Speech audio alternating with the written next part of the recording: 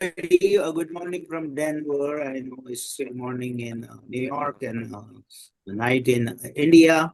But welcome for this webinar that SIA has been having on a monthly basis. And we are very delighted to have Dr. Ajay Kothari today. Yes, We will also hold a international conference in New Jersey in September. Information about that is on our website, siaaus.com.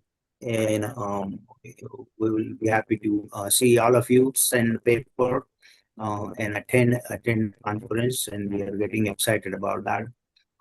Besides that, we will have a general meeting after this meeting as an executive committee meeting. But those of you who do not know me, my name is Kishore Kulkarni. I am the president of SIA.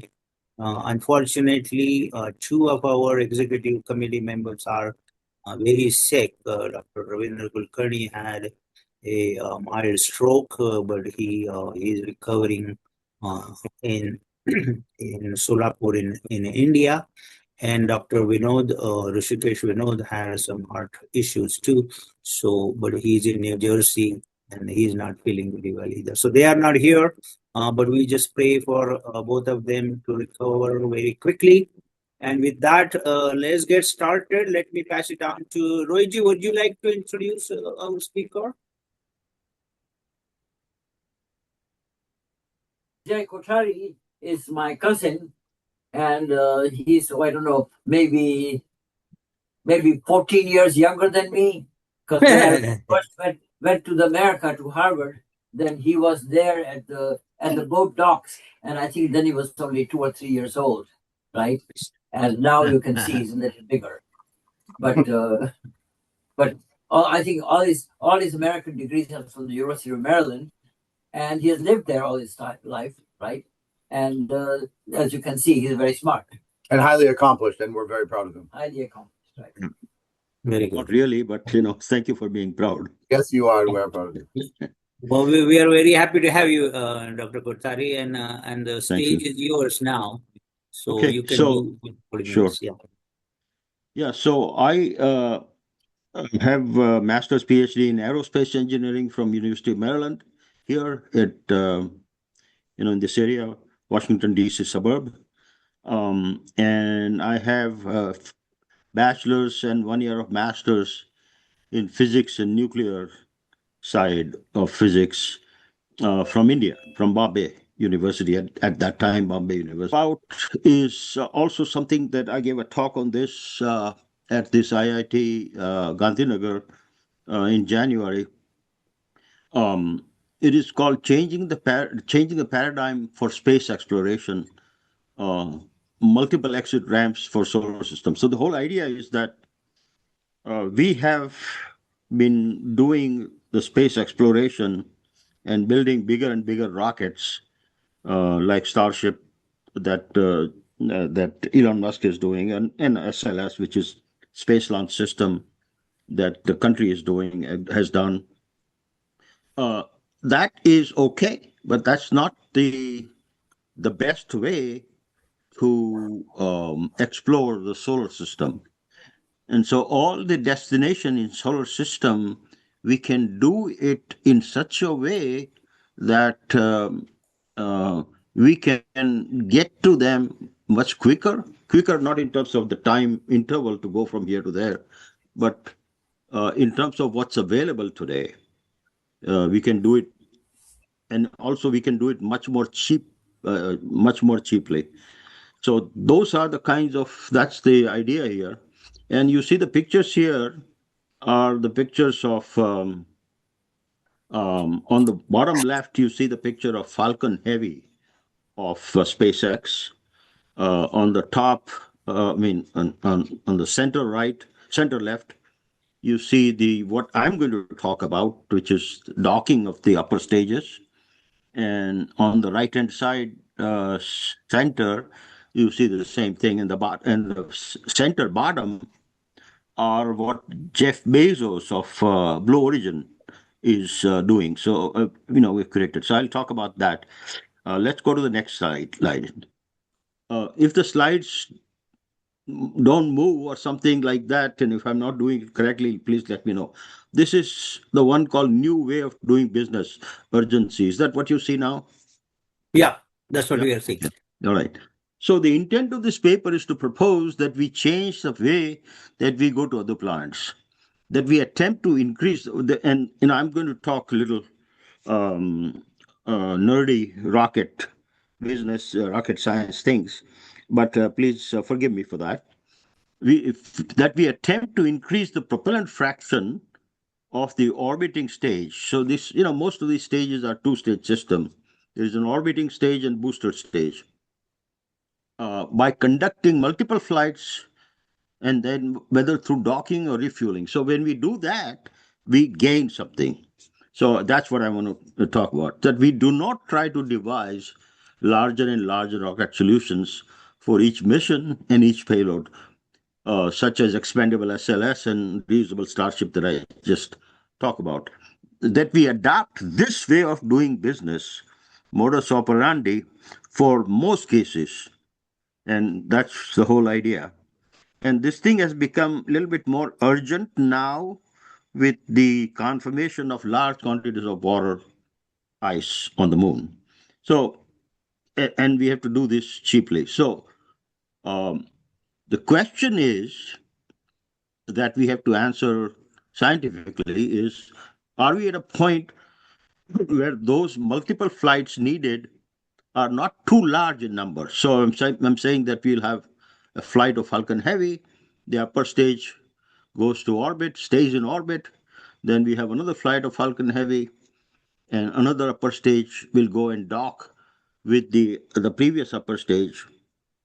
This kind of a thing, when we do that, what happens is that this the second set of flights of Falcon Heavy will not have the upper stage, will not take any payload with it. But instead of payload, we can do the same thing with the propellant fraction with additional fuel. So when we do that and we combine the upper stages together and dock them together like this, uh, it increases what is called propellant fraction of the propellant in the entire assembly. That fraction has to be such that it will have enough delta V to get to the moon.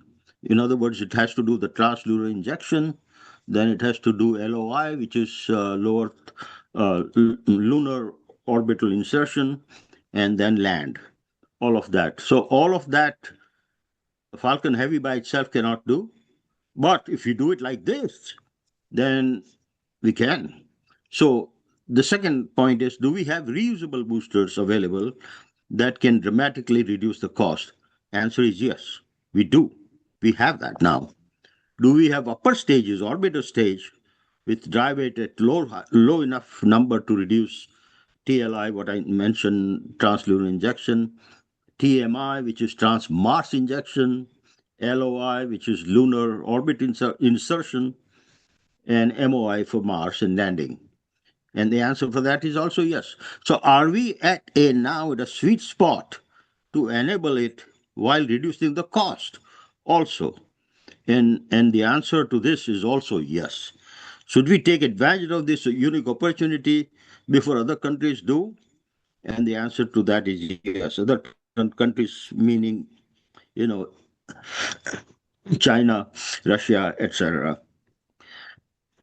Now, we do have a competition with China right now in space.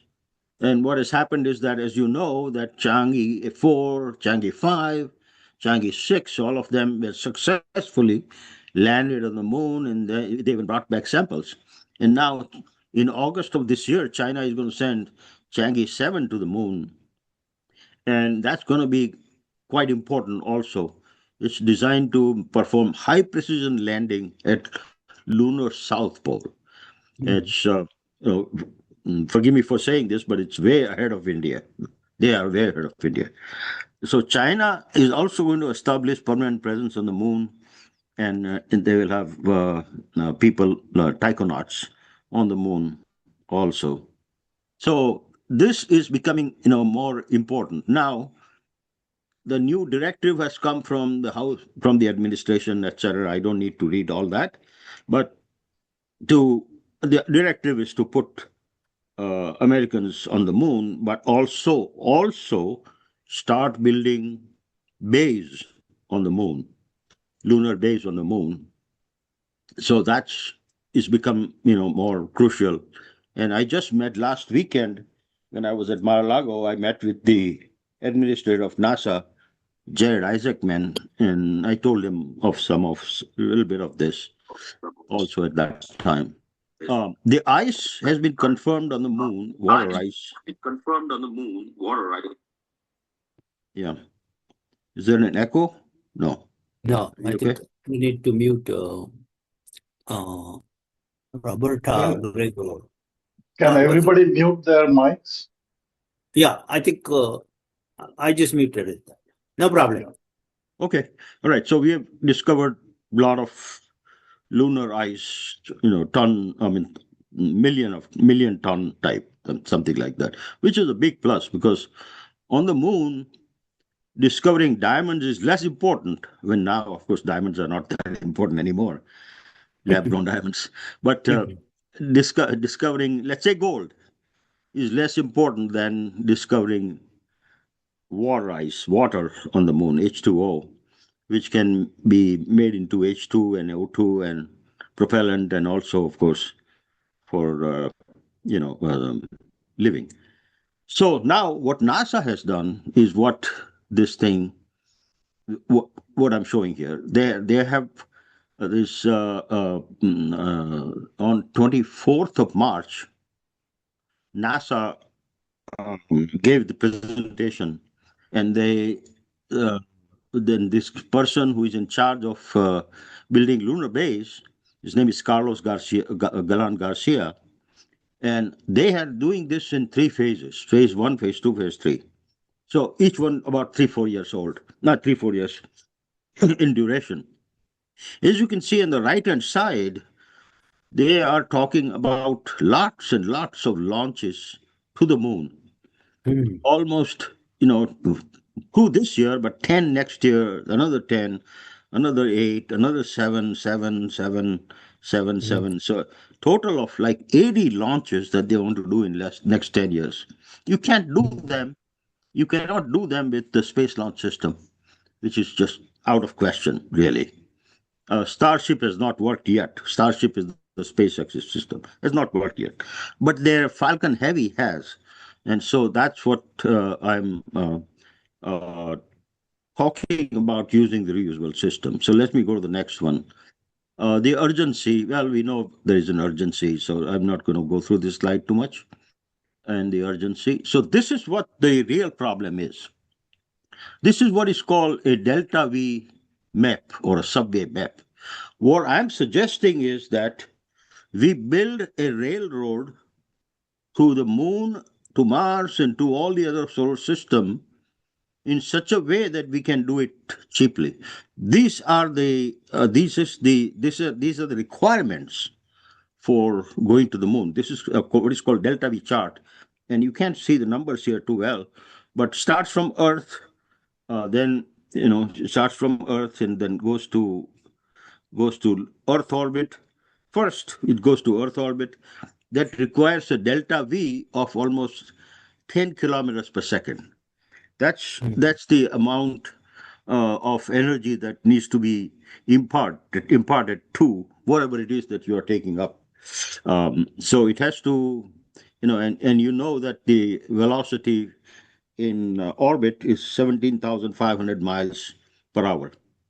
So to get to that, you have to go through against the gravity. You have to go against some, little bit of atmospheric drag and all that kind of thing.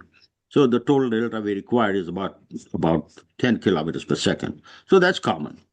Then to go to the moon, as you can see here, you have other delta Vs that you have to do, the TLI, which I mentioned, translunar injection, then intercept, which is LOI, and then stay in low Earth orbit and then land on the moon. So this is what is all required for Mercury, Venus, Phobos, Mars. So all of these places that we need to go. If we can do this rather cheaply and in a more resilient fashion, we would have possibility of going to many of these places. Um, and then this is the reason why we have to. I'm proposing this particular thing, and delta V is defined as v external velocity multiplied by log of the mass ratio, which is m0 at the beginning, to mf, which is the final. That's how delta V is defined. Now, um, so what do we need? So this is a computation that I did, where the what I'm trying to do is the propellant fraction required for doing these different things. So the delta V that you require for Moon is 5.6 kilometers, or five total for actually landing on the Moon. For Mars, it's 9.5 kilometers per second. This is in feet per second. So each one of these things has something called a specific impulse. RP LOX has a specific impulse, which is kerosene and LOX together. LH2 LOX, which is hydro LOX, also it is called, and CH4LOX LOX, which is methane LOX, metalox.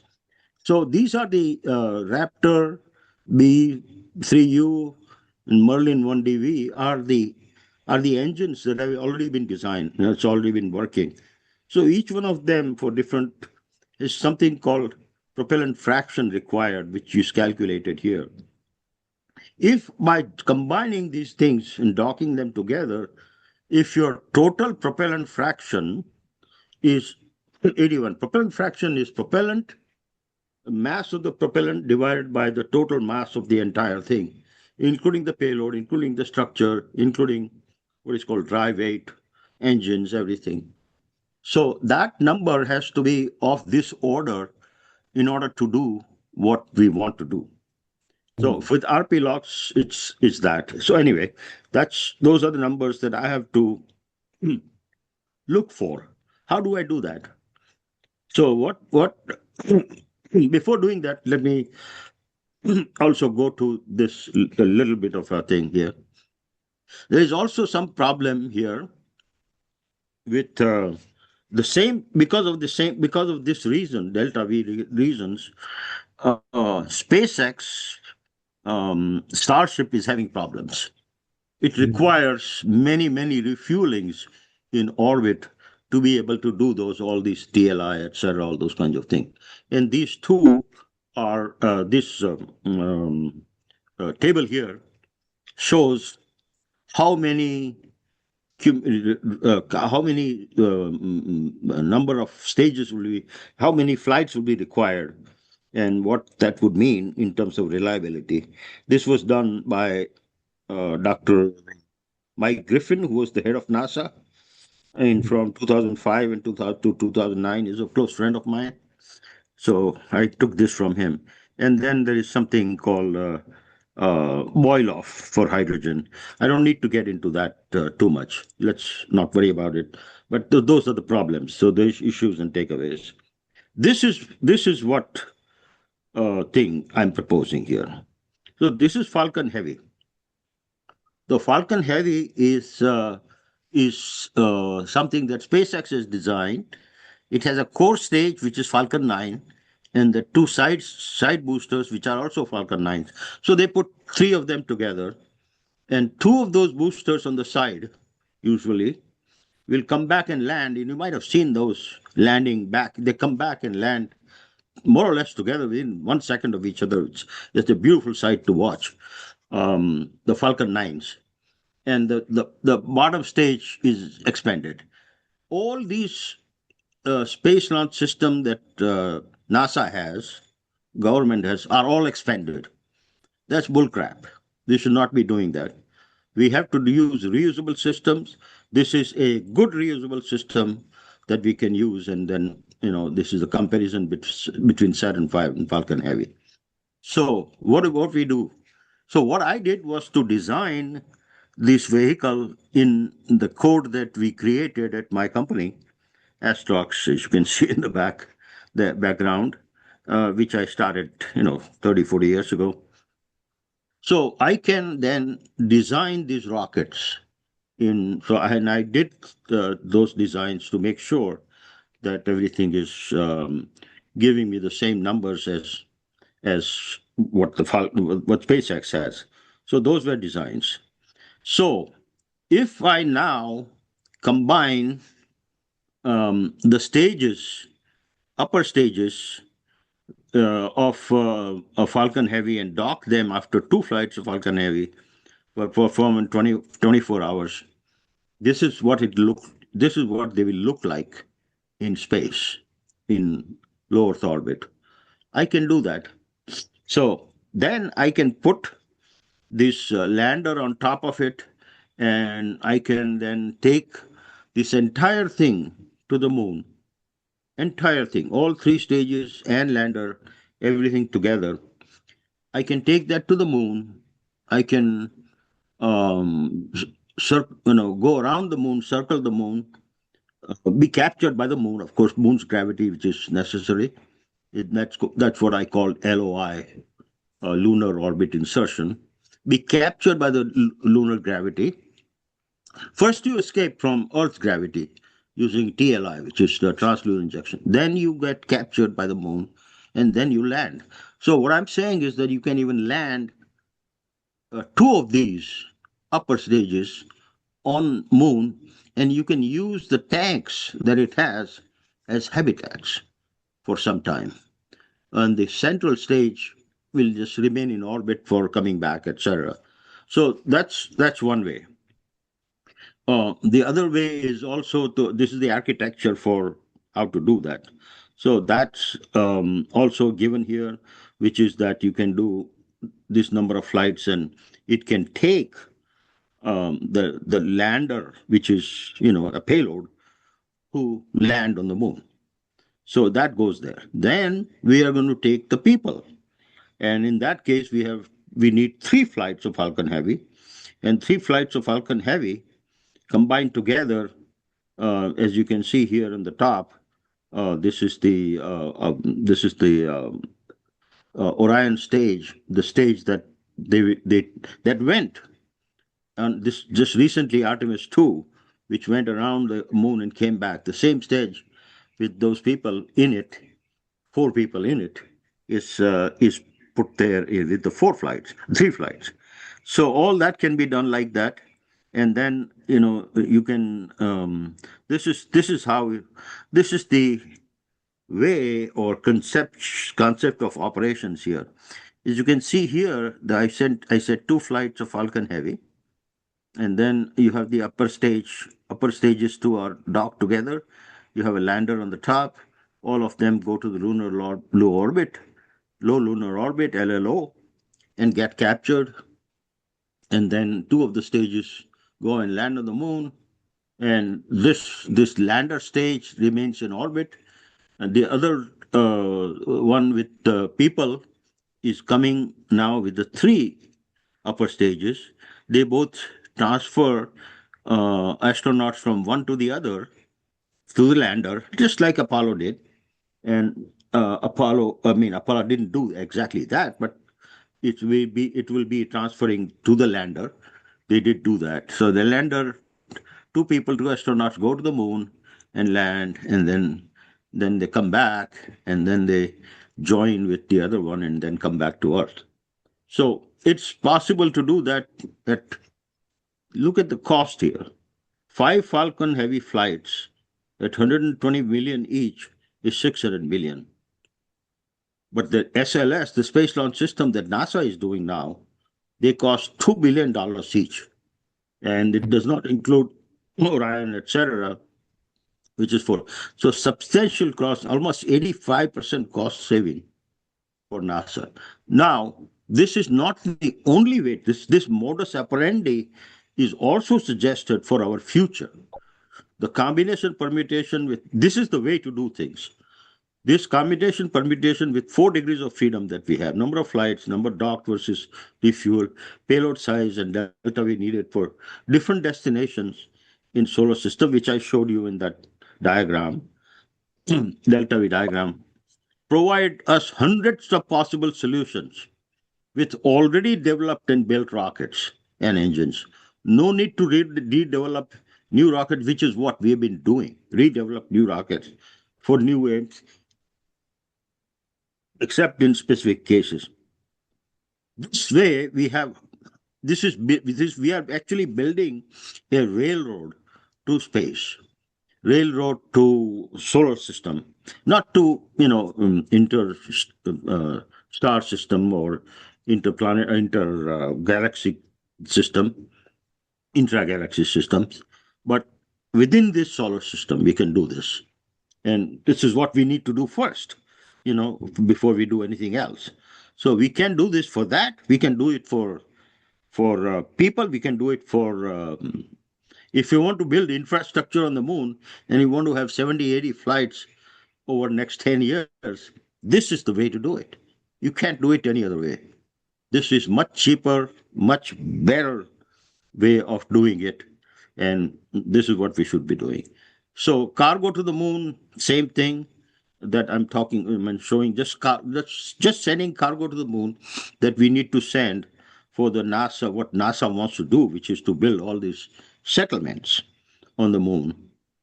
You need to send a lot of cargo, hundreds of tons of cargo to get to the moon.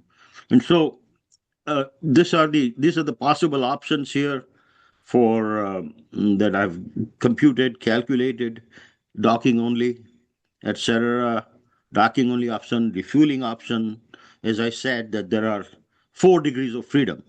So with those 4 degrees of freedom, we can come up with many different solutions for various different places. So this is for moon, and then this is the best solution for the moon. Then I did the same thing for New Glenn, didn't want to take them, ignore them. The Blue Origin can do something also because they are because the booster stage is reusable. That's the whole thing about it, is that the booster stage has to be reusable because it saves a lot of money. I mean, if Falcon 9 has been used, some of the Falcon 9s have been used 30 times, 35 times, again and again. So you're not, I mean, you go from here to New York by plane, and if you're going to throw the plane away afterwards, I mean, it's bullcrap, the amount of the cost would be incredible. But we are reusing that plane again and again and again. If we reuse this plane, well, you cannot reuse the rocket that many times, but still, if you can reuse it for 20 times or 30 times, and we did the calculation of that too, it saves a lot of money. It's almost, acquiring a rocket is about 95% of the cost. If you don't have to acquire again, it reduces the cost incredibly. So that's what I'm taking advantage of here. This is the Blue Origin's New Glenn thing. I don't need to go through the numbers here, but I'm just going to show you some of these possibilities, other possibilities. So this is the way that we can build virtual railroad. And now this is the 6-pack for Mars. So we can do the same thing for Mars. So these are numbers for Mars.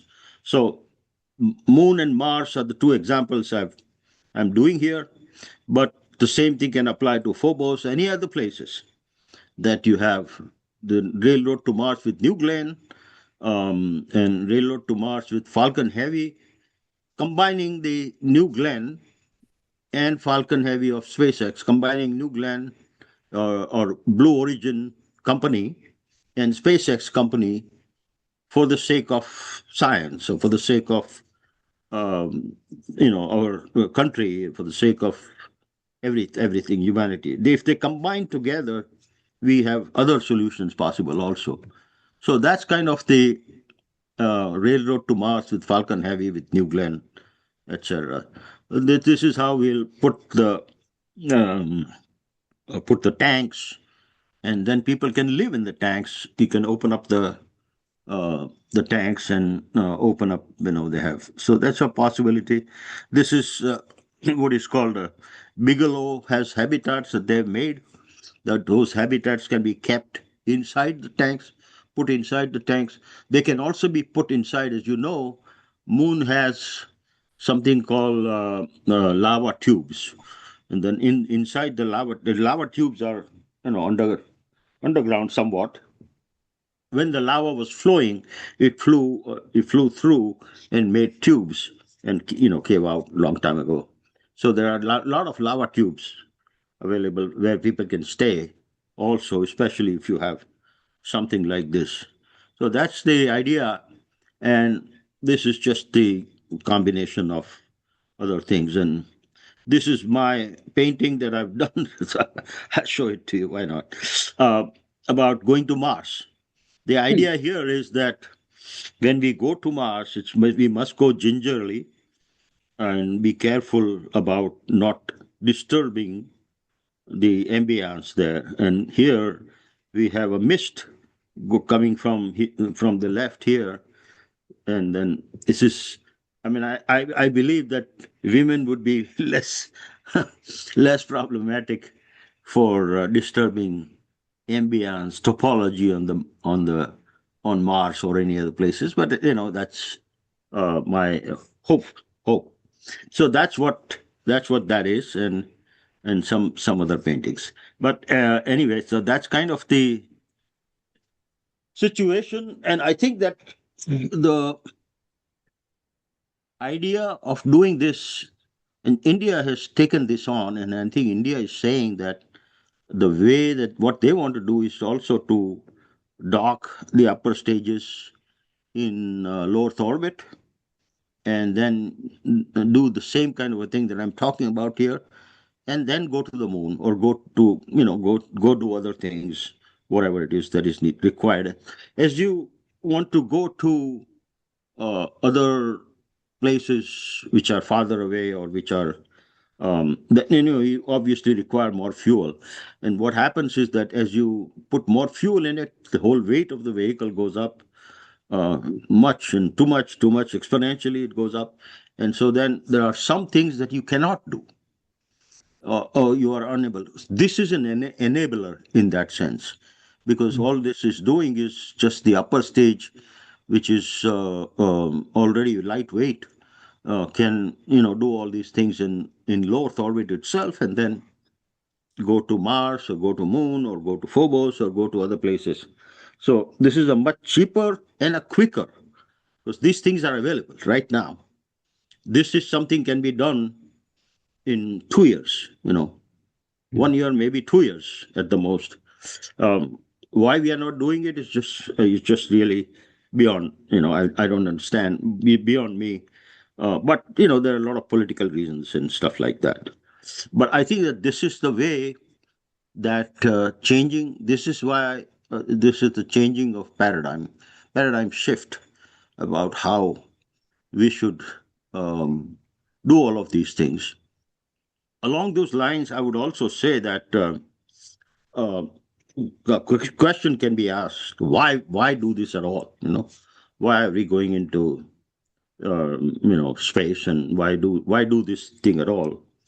The answer to me came from Drake equation and Fermi paradox, basically, and of course um, our own extinction events that have taken place on Earth, large extinction events that have taken place on Earth 4, 5, 6 times, Permian, Cambrian, all kinds of things.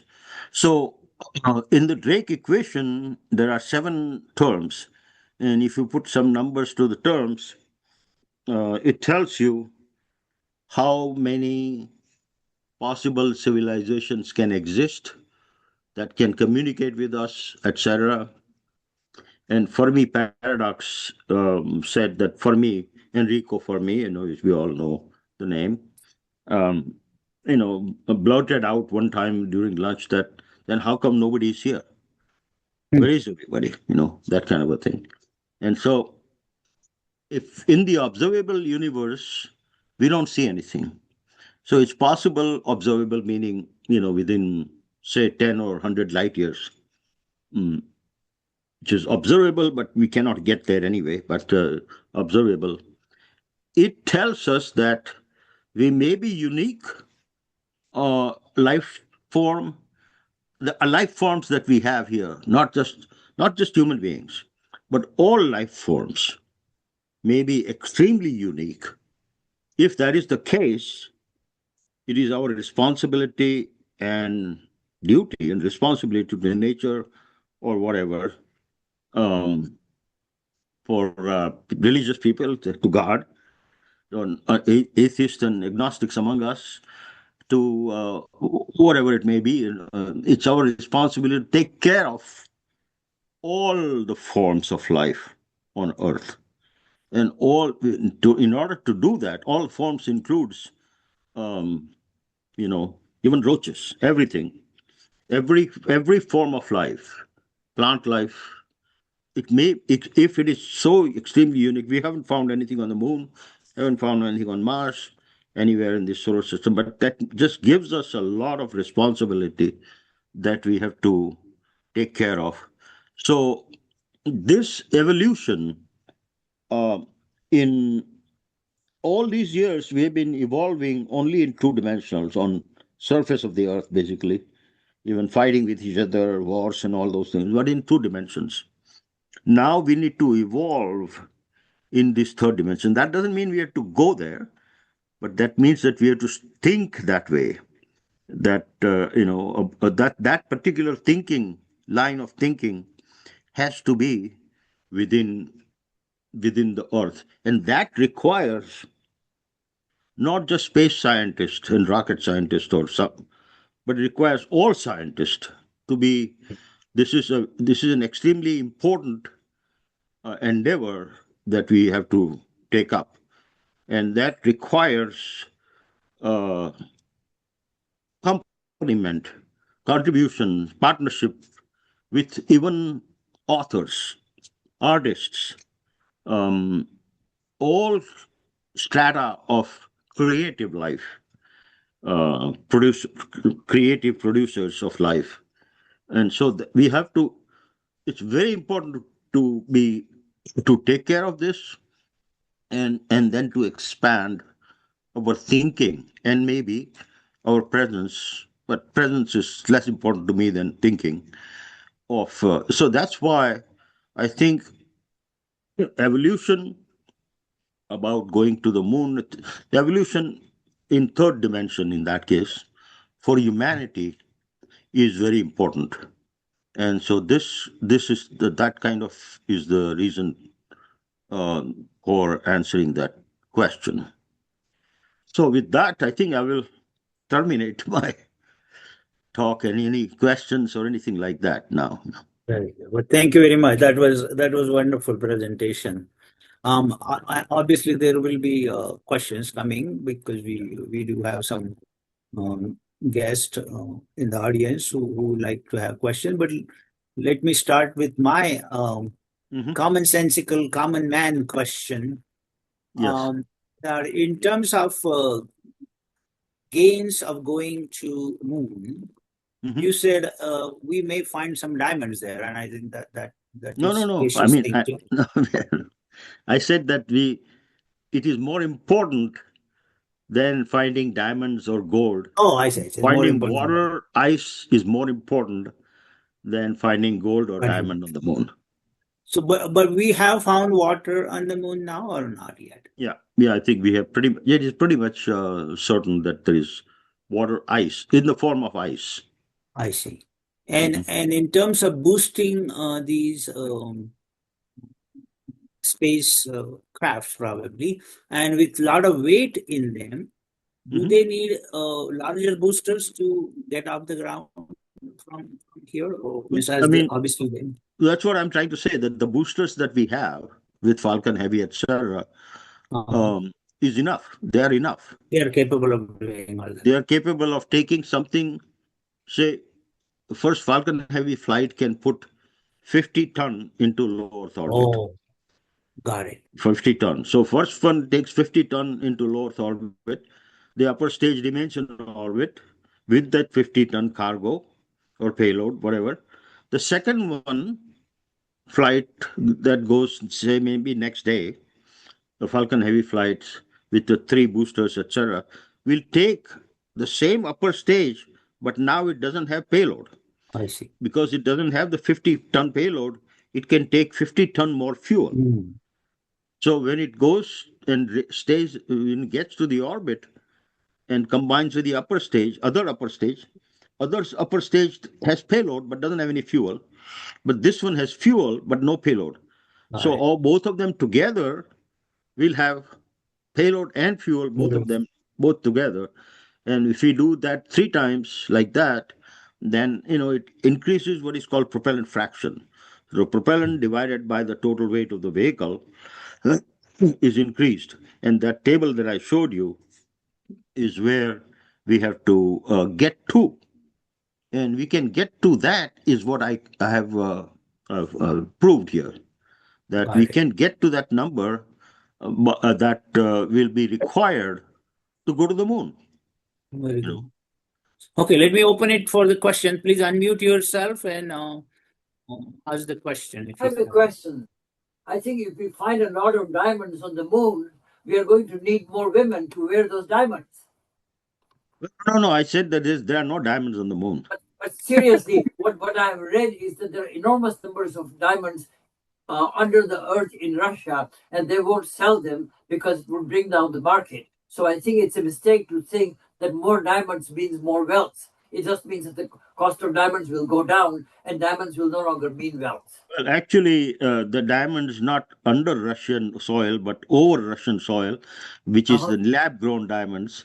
They have already done what you're saying that they have done. They are going to do. The price of the diamond has decreased 90%, something like that, or more.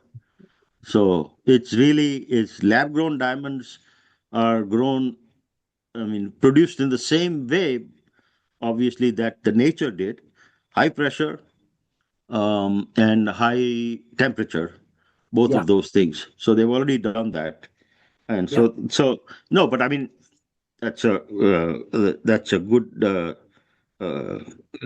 good comedy question, but it's just really not necessary to okay. I have a question. I had a question. Sorry, no, I was just going to ask about water on the moon. Wasn't that discovered by India? The water on the moon was discovered by Chandrayaan-2, which was Chandrayaan-1. But that was the water that was in the regolith. So on the surface of the moon is powdery things, which is really quite sort of dangerous, actually, on the moon, which contains a little bit of water. So that's what Chandrayaan-1 discovered with MMM, I think it was called, and with partnership with NASA at that time.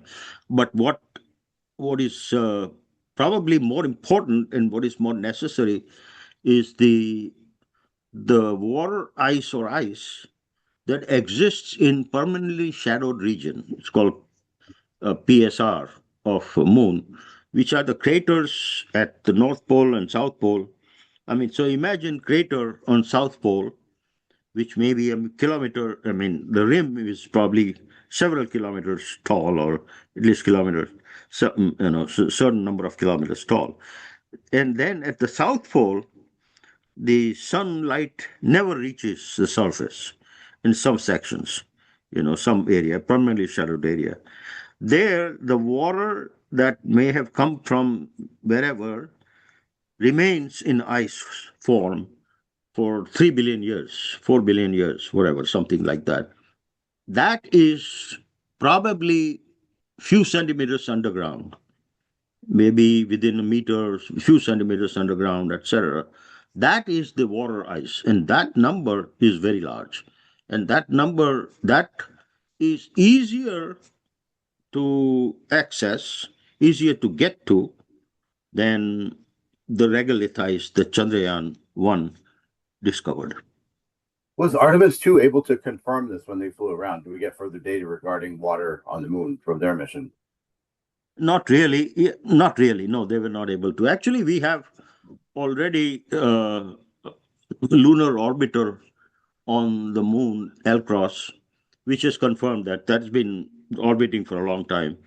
And also, but actually, we really just need to get to the surface of the moon and confirm that. That's the only way to do it. And the Chinese one is going to be there, going there in August, Changi 7. They will probably be able to confirm that. Thanks. Talking about the GDP growth, America's growth is about 2%, at least this year, and India seems to be about 7%. So I would say that over a period of 10 years, India should be able to do much more in terms of space exploration. Yeah, I would think so. But they have had a couple of failures recently. But it was a very big success. Chandrayaan-3 was a big success. But after that, and Mangalyaan was also a success, but Chandrayaan-3 was a bigger success. But after that, they've kind of been pretty laggard in making progress in that. We hope that things will change with this Gaganyaan that they are trying to do, etc. But China has come out so far ahead now that it's just going to be very, very difficult for India to catch up with China. Yes. Okay. We have two more people raising their hands. So Amlan Mitra will go first, and then Dhaval will be there too. Yeah. Go ahead, Amlan. Thank you, Dr. Kothari. I thought that, can you hear me? Yeah, I can. Yeah, we can. Yeah, sure. Very interesting presentation on the paradigm shift. And this is something that I often tell to some of my colleagues. I mean, I don't know the background of all the people in the audience, but my background is in economics. And you are from Aerospace Engineering, and I think that I know anything about it. But the way you explain the things in a simple term, and this is what I tell, because some of my colleagues at my institution says that, well, our research cannot be explained to the general public. And I say that, well, when the public is funding the research, you should be able to explain to the public, otherwise it makes sense. So I thought that you did a job in this, and if I can have a little bit of recording from Dr. Kulkarni, I'll be able to share with some of my colleagues about how. Well, this meeting is recorded and will be on YouTube in a few days. I have just one quick question. I mean, you talked about the cost savings, and I was wondering what are the cost components did you include, such as the development cost, manufacturing, operations, to the cost of increasing the propellant function? So, or have you limited your cost to a subset? The number that I quoted was operational cost. It did not include the development cost. Actually, for space launch system is huge, $24 billion, $25 billion over the last 10 years. And it really has not been very successful. It's really called Senate Launch System. You might have heard the phrase before, because there's some senators, and I should probably, since I'm being recorded, I should say that. But some senators from some places wanted to keep that alive, to have jobs in their districts and constituency, etc. So it really was a mistake. Fortunately, the SpaceX and Elon Musk and all that was very successful in Falcon 9 and Falcon Heavy, but not successful in Starship. And I have a lot of things to say against Starship, but in any case, it is because of those kinds of cost, development cost, that it has really created a lot of problem for NASA's total budget, uh, which is changing a little bit now. But I think that as far as this particular cost is concerned, that I compare, are the actual cost, like for example, $120 million that I quoted for Falcon Heavy per flight, per Falcon Heavy flight, was an operational cost. This is what SpaceX would charge the government or whoever is going to be using that. That's their cost. And $120 million is for, and actually it's probably less than that, 100 million maybe. There are three options for Falcon Heavy. One is all three stages, booster stages are expended. Second one is the one that I chose, which is that the two side boosters come back and land at Cape Canaveral or wherever. It's called RTLS, return to launch site. And the third option is all three are reused. The central one goes and lands in one of these ocean landing sites. When you use all the completely expendable system, your payload goes up to the maximum, which is payload to low Earth orbit is 63 ton. If you use partially reusable, it's 54 ton. If you use completely reusable, it's 38 ton. So what I've done is to use partially reusable, it's called PR system, which is and the cost of that is 120 billion. The cost for SLS that I compared it to are the numbers that were provided by Inspector General Office of the Inspector General of NASA.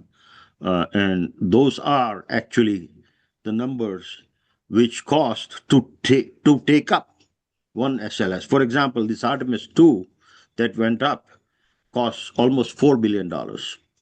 It was $2 billion for the SLS and almost $2 billion for the Orion and all the other craft. It might have been 3 billion to 4 billion, something of that order.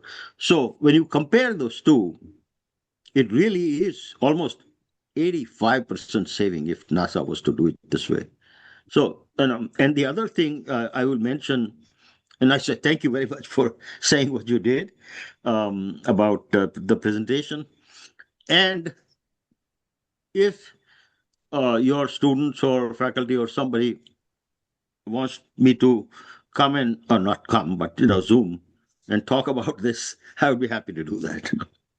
So this or other things also, there is another subject also. Anyway, thank you very much. Appreciate it. Thank you so much. All right, Dhawan, go. Dr. Kothari, I also want to second what Dr. Mitra said. I thought your presentation was just so accessible to such a diverse audience, and I really appreciate you sort of taking the time to take us through all this. Thank you. I have maybe two sort of interrelated questions. I thought that your metaphor to the Transcontinental Railroad was very apt. I mean, the Great Railroad was an enormous project. It was incredibly expensive. And it was built even before the demand was fully realized. And so it required a lot of government sort of subsidies and funding because there was so much uncertainty about whether private investment would pay off. So I guess my first question is, I mean, in this sort of railroad, in this space exploration railroad, what do you envision as the role played by private industry versus the public sector? And I guess my second sort of interrelated point is, I'm just stuck at how cost effective using reusable rockets are compared to the expendable rockets that NASA seems to be using. It's mind boggling. So I guess it totally is. My question is, why is NASA and the government sector so slow to transition into using these reusable rockets if the economics are so much in their favor? Yeah, I'll take the second question first. And I didn't mention the name of the senator, but it was Senator Shelby of Alabama, who was very big proponent of keeping the space launch system alive so that, the people in there, and actually, and some other senators also, it kept those things alive in their constituency and keep funding the big companies, Lockheed's and Boeing's and people like that. And that was just simply a jobs program, so to speak. And so that it was impossible to dislodge them because they were sitting on top of NASA's budget. And so if NASA was to take some other avenue to do the same thing, they would not get any, they would not get money, and they would be called into the Senate and give us whatever something, and they'll be, done over the shoulder with the coal and stuff. So it was really a big problem for NASA to be able to do this anything, and so they had to play the same tune. Also, they would not say that, hey, we should do something. They just openly would not say that. So that kind of a thing just continued, and SLS, the Space Launch System, actually was started at Constellation in before 2009, and then it continued up in during Obama years, and it continued as Constellation as Space Launch System because of the same reason that they wanted to have jobs in their districts, and they didn't want.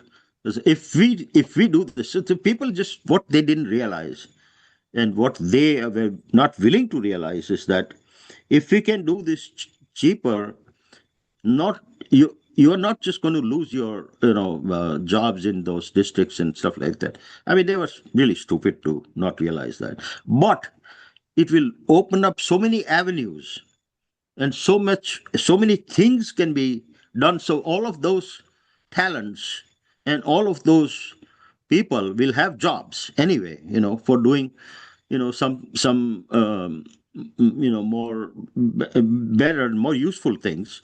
And that just it was just such a hard. I cannot comprehend why they would not be able to. The thing is that the straight line between what was there, the SLS and the jobs that were there, and what may come wasn't there for them, or something. They couldn't see it in a real connection. Real connection was not there. That is true, but it could have been created. That okay, so these people are going to lose this job, but they will then do research on reusable upper stage, for example. So they are not going to lose their jobs, but they will continue. But that kind of a thing.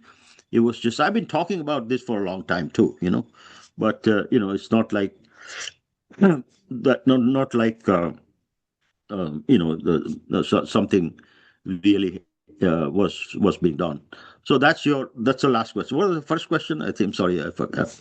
No, not. I mean, I think you're an economist at heart, Dr. Ajay. I mean, it's a very economics argument, and you're absolutely right that people don't realize that the resources that we lose in the short term, or even sort of a small sort of area of resources, can be allocated for the greater good, and the Very sum good, is bigger than the good, of and course. in humanity, progress is better that way if you are not being so selfish, self-centered, etc. You did ask about I did. commercialization. So I mean, again, I'm just bringing that Great Railroad analogy. I mean, so Oh, yeah. in this railroad to space exploration, like what do you envision would be the role of public versus the private sector in all of Right. this? Yeah. About the railroad, let me just mention that railroad from east to west and all that kind of a thing. And you remember how it was. They came from the west and one came from the east, and then they met together. And a lot of the Chinese immigrants and Irish immigrants and all those people were abused and used and etc. to build this thing. But they built that in 8 years.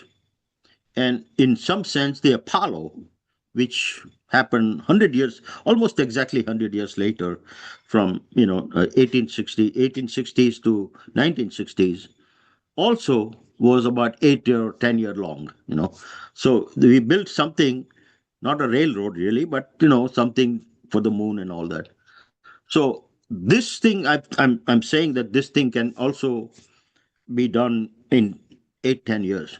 What the commercial companies can do is now what they need to do is to start the real competition now with China or any other place is not about who goes to the moon first. It's already been done, but how we can build habitats and stay there for a month or two, and people come back, and if everything becomes cheaper like this, with these reasonable stages, people can go there for a month and come back.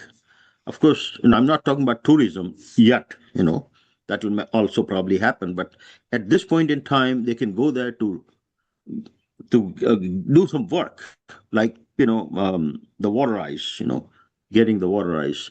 The other thing, and that whole thing, a lot of commercial companies can participate in that kind of an activity, in building those things, in running those things.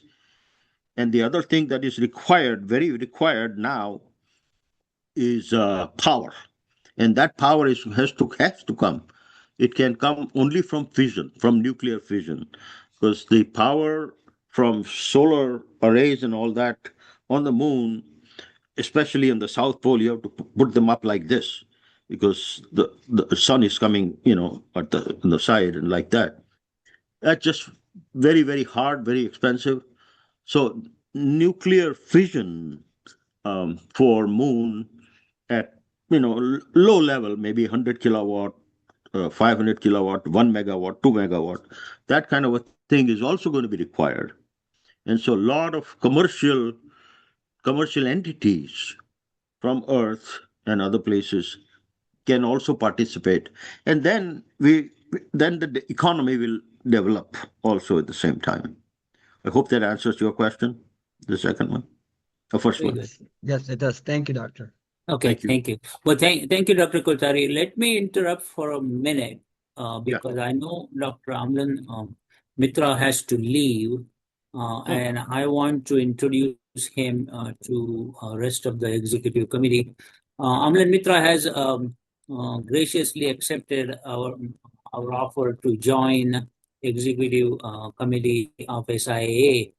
So has Double Dave and Very good. below 4 too. So I just want Amlan give 2 minutes to Amlan to say whatever he wants to say, how SIA can help him and how he can help SIA in next year, because with 2 members getting sick in last 2 months, we have a big vacuum in executive committee, and I know Dr. Amlan Mitra has been an academician for at least 35-40 years, and he will be a very suitable person for me to welcome him on our executive committee. So Amlan, you got 3 to 5 minutes to say, and then you can leave. I don't need that much time, but thank you, Dr. Kulkarni. I mean, you reached out to me, and I will try to do my best. I don't know really the expectations, but the thing that I really enjoyed today is this type of webinar, where we are not just focusing on economists, but also people from a diverse academic background. I think that's the purpose of this organization also, because it does not only include economists. So I'm very happy to help in any way that I can. And obviously I need your guidance because of your experience with this. I didn't know that this organization existed for so long, actually. I was, when I looked at the website, I saw that it goes back to like maybe more than 30 years. Is that correct? 1988. Yeah, 1988. Okay.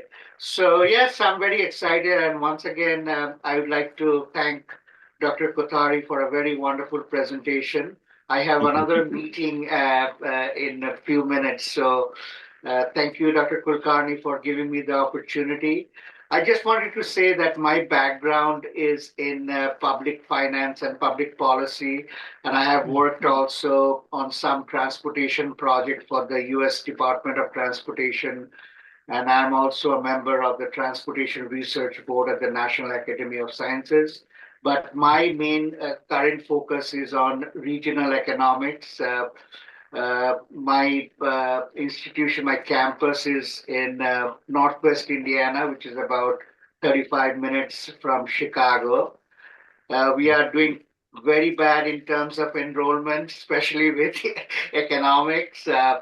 But anyway, I'm very passionate about economics, and one thing that I have done in my research is I worked with faculty from civil engineering, faculty from technology, faculty from physics, computer science. Recently, I'm working with some faculty. I'm very interested in knowing how we can include other disciplines in terms of public policy and regional economics. I mean, right now there's so much emphasis in Indiana to focus on AI and especially innovation with regard to engineering and technology.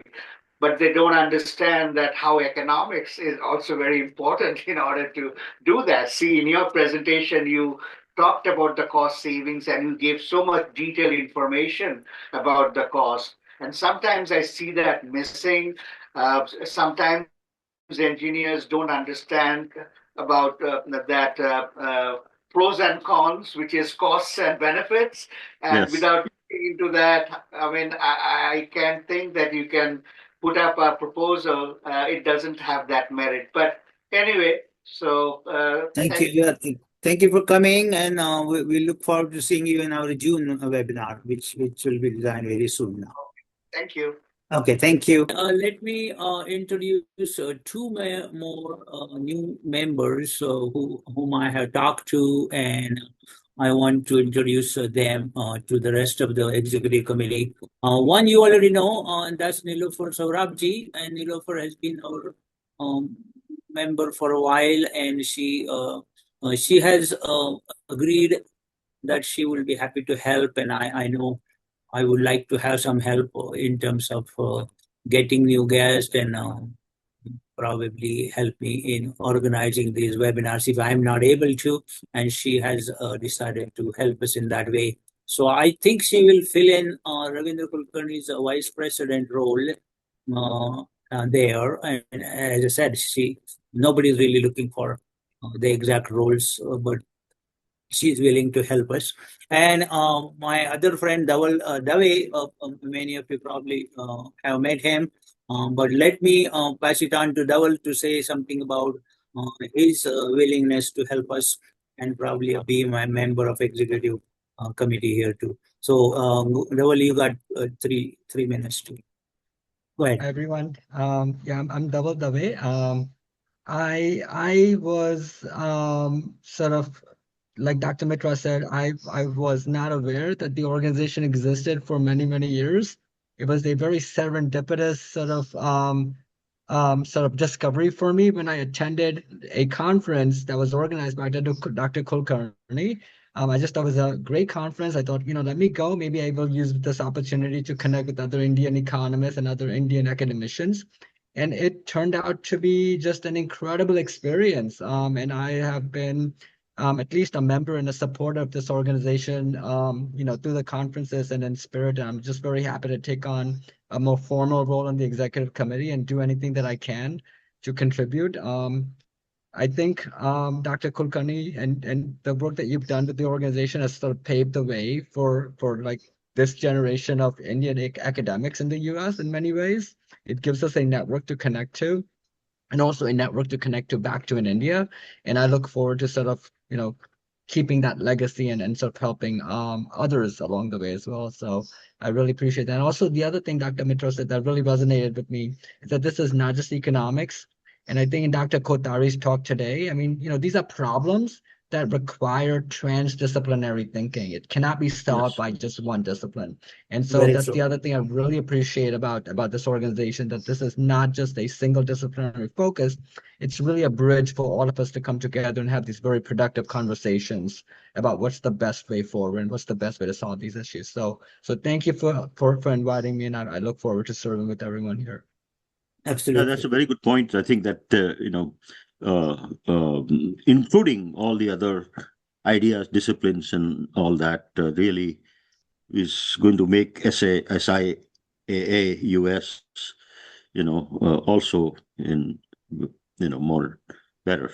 So Very good. it's already. Yeah, yeah, we have all intentions of doing that, and hopefully we'll get to that point soon. I know with the help of everybody on the screen, we will. Well, I think the main message I want to give as a departing message is that whenever we prepare our brochures, please invite your friends to attend. I know. That is probably the only thing we do basically of the webinar besides the conferences. So if we can get a higher attendance to webinar, that is always appreciated. So just send this invitation of the brochures for the future webinars to all your friends, and let's find out how many can actually find time to come and listen to us, as you know. Very good. Nilofer, do you have to say anything for next 2-3 minutes before we close? No, Ajay, I just want to thank you for inviting me to join in a more formal role, and I look forward to it. And I want to thank Dr. Kothari for just an amazing, very accessible presentation. I very much appreciate it. I'm an economist too, and I feel I was following you, and I really appreciated learning about it. Right. You Well, tell a little bit about who you are and what you're from and what's your. I am. My focus is on international development. I'm a professor at Simmons University, which is in Boston. It was my first job. I hope it will be my last. I hope I will stay there for my whole career. It's a wonderful place. I teach mostly undergrads, but we also do have a few grad programs in which I do teach. And like I said, my focus is on international development, trade, finance, econometrics. That's my area of research. Thank you. Where did you graduate from, etc.? I graduated from Boston College with a PhD in economics. I did my undergrad in India, and I came to Boston College for my PhD. And Simmons is also in Boston, so I've lived more than half my life in Boston. I think of it as my home. Yeah, right. Sure. Thank you. Very good. Thank you. So I just want to make a quick comment. Yes. Yeah. As an undergraduate engineering student, I found Dr. Kothari's presentation very interesting, and he has made it very accessible in terms of how he presented the information. So thank you, Dr. Kothari. Thank you. The second comment I want to make is it's nice to see some younger people taking the leadership in this organization. I think they are the future of SIA. They are the future, and I'm so glad to see Dhaval. I met him so many times in Pune, actually. But too bad they all are economists, but I am always open for everybody else. I think economists listen to me more than anybody else does.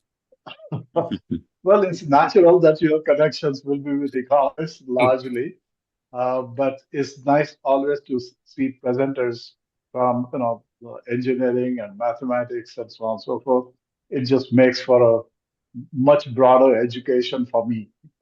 Absolutely. I really appreciate Agree. it. Yeah. Okay. Our next speaker is yes. Kishore, before you start, I want to thank you for organizing these webinars because I missed a couple. Unfortunately, Sunday morning is when we get calls from India and so on and so forth. But I tried to attend as many as I can. And thank you for organizing this. So it's a great job. Thank you. Thank you. Our next webinar is by Dr. Krishnananda Prabhu, who is a Chief Technology Officer of AT&T and has done Alcatel. He was a CFO at Alcatel as well. Very big internet name, and he will be speaking in June. We are just finalizing the brochures on that. But Dr. Kothari, it has been a wonderful, wonderful time that you did for last 90 minutes or so, and it is pleasure to meet you by Zoom, and we would love to have continuous support from you in the future as well, and we will be in touch. Yeah. Thank you very much. Thank you everybody for coming. And if there is anything, send me an email, text, or anything. You know how to find me. and we'll be in touch. Thank you very much. Thank you. Thank you, Ren. Thank you, Dr. Kothari. Thank Have a you. good You're weekend. welcome. Thank you very Yeah. much. Bye-bye. Bye bye.